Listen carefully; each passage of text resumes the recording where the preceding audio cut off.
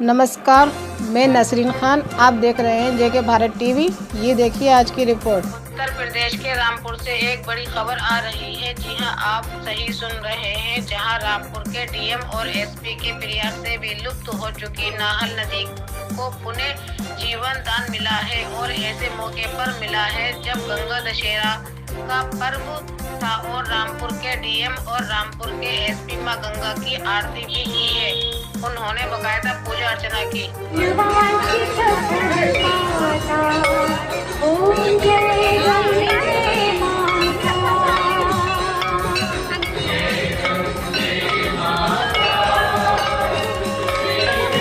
हमारा जो जनपद रामपुर है उसकी तहसील मिलक ब्लॉक मिलक में ये एक नाहल नदी थी और इस पर काफ़ी अतिक्रमण हो गया था और मृत प्राय एक तरीके से स्थिति में पहुंच गई थी।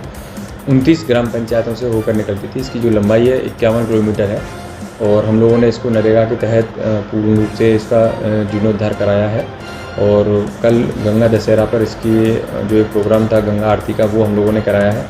इसके ऊपर विभिन्न प्रकार के कब्जे थे। लोगों ने फसल बो रखी थी, पॉपुलर के पेड़ उगा रखे थे और जो हमारी कुछ कॉलोनियों का भी निर्माण हुआ था उस सबको हटाकर पूर्ण रूप से नदी को पुनः अपने जो स्वरूप में मूल स्वरूप में है उसमें इसको स्थापित किया गया है। इससे न कि बाढ़ की समस्या का भी समाधान होगा बल्कि जो हमारा सिंचित रकबा है खेती का वो भी काफ़ी बढ़ेगा।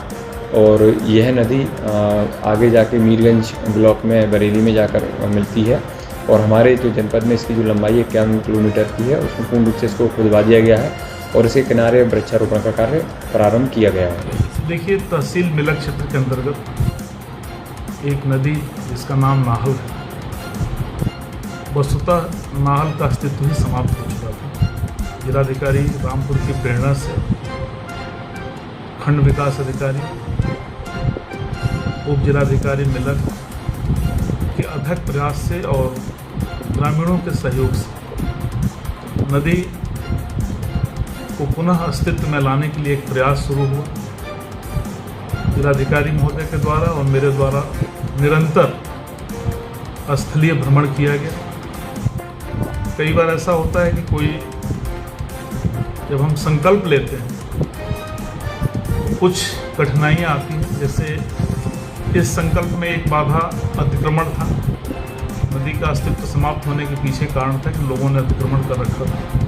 तहसील प्रशासन और पुलिस प्रशासन के द्वारा सभी लोगों से समन्वय स्थापित करते हुए अतिक्रमण को हटवाया गया और नदी को पुनर्जीवित किया गया। जैसा कि कल आपने देखा, नदी के घाट पर आरती भी हुई और आम जनमानस की सहभागिता रही। आपके माध्यम से मेरा यह अपील है कि नदियाँ जीवनदायिनी हैं और हमारे संस्कृति की रक्षक हैं। जो जहाँ है वहाँ पर्यावरण की रक्षा करें, अधिक से अधिक वृक्ष लगाएं। साथ ही जो जल के स्रोत हैं उनका संचय बहुत आवश्यक है।